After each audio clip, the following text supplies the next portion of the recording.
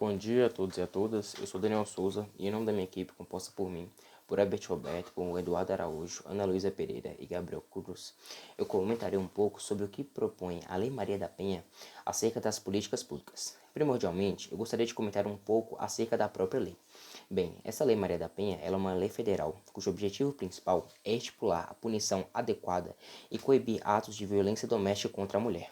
Ela foi decretada pelo Congresso Nacional e sancionada pelo ex-presidente Luiz Inácio Lula da Silva em 7 de agosto de 2006.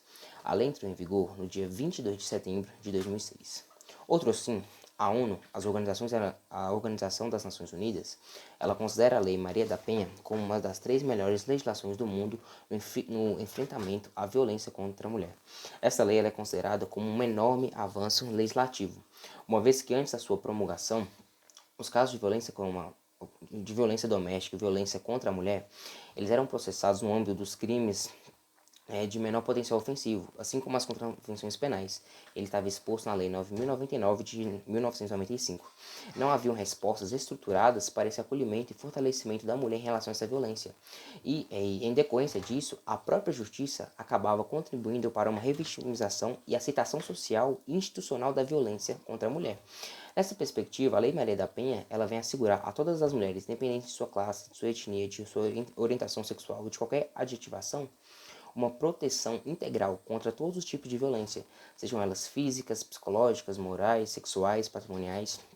Isso ocorre para que as mulheres possam preservar sua saúde física, mental e seu aperfeiçoamento moral, intelectual e social. Tendo em vista esses aspectos, a Lei Maria da Penha, em seu capítulo 3º, que diz que tem um determinado nome, da assistência à mulher em situação de violência doméstica e familiar, ele vai elencar um rol de políticas públicas que visam inibir essa violência contra a mulher. E dentro dessas medidas públicas nós encontramos a integração operacional do Poder Judiciário, do Ministério Público e da Defensoria Pública com as áreas de segurança pública, assistência social, saúde, educação, trabalho e habitação.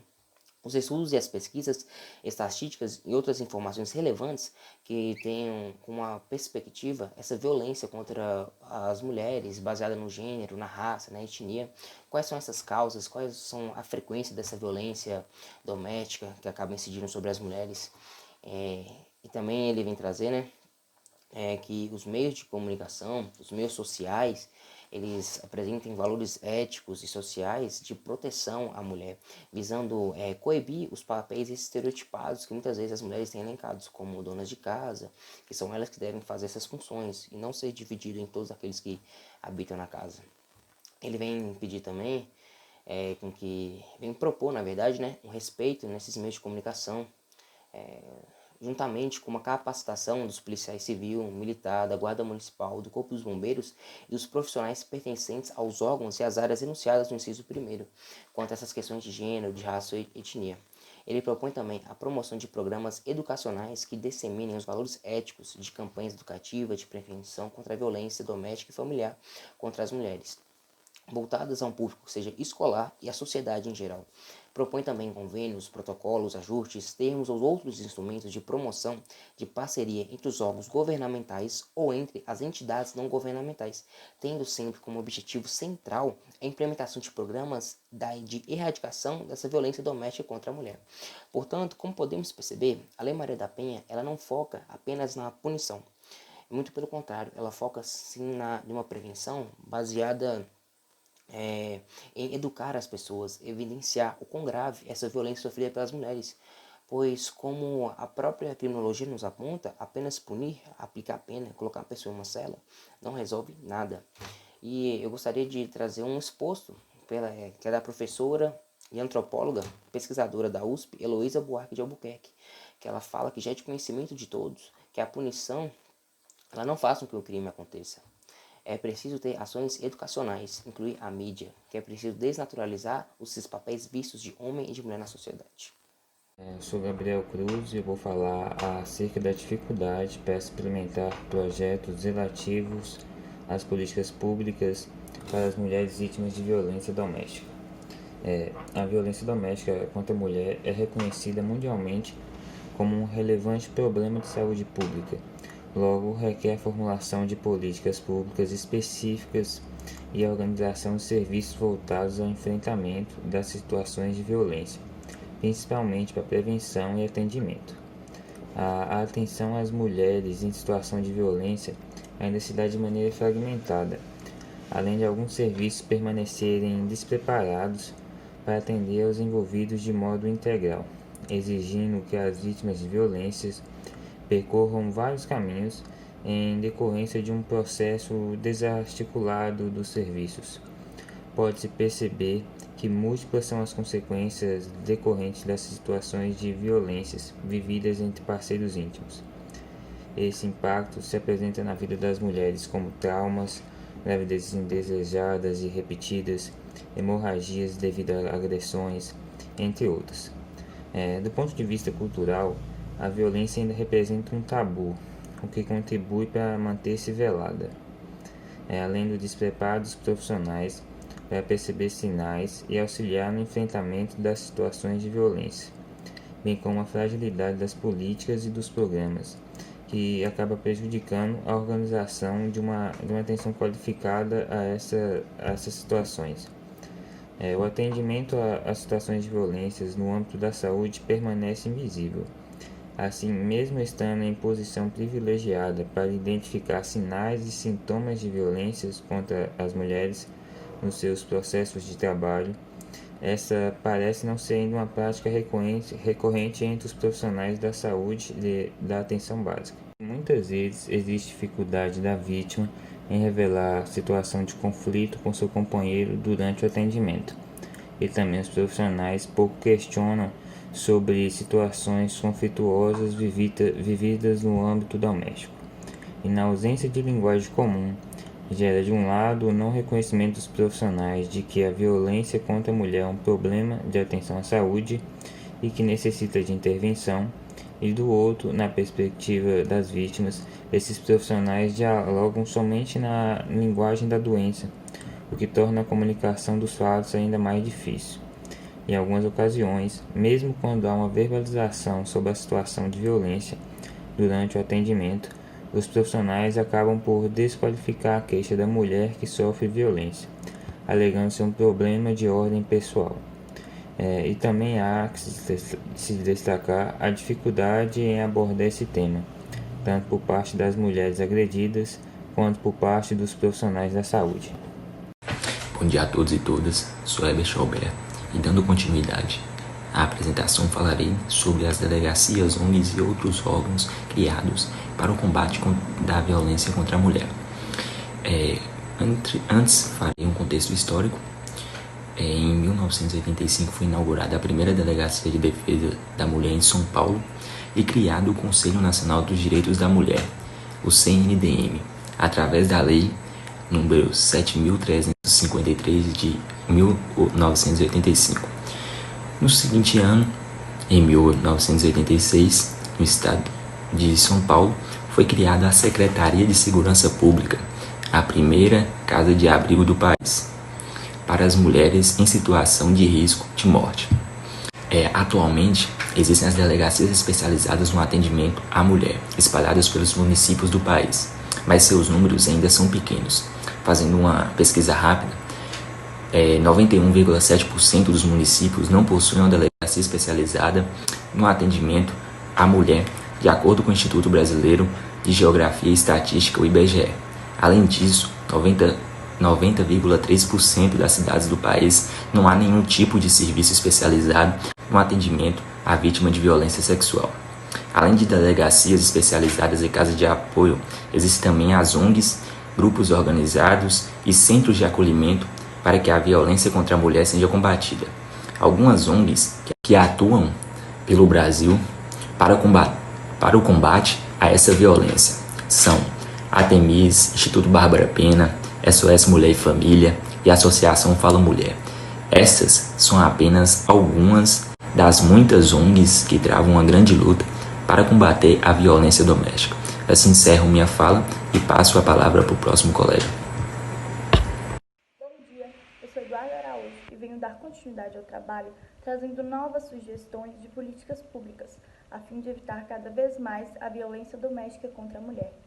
Uma dessas sugestões seriam criar cartilhas com o intuito de colocar imagens e frases para as mulheres que são vítimas dessa agressão, de violência doméstica no caso, a perceberem que estão sendo vítimas de violência doméstica, porque na maioria das vezes as mulheres elas não percebem ou elas tentam acreditar que não são vítimas dessa violência.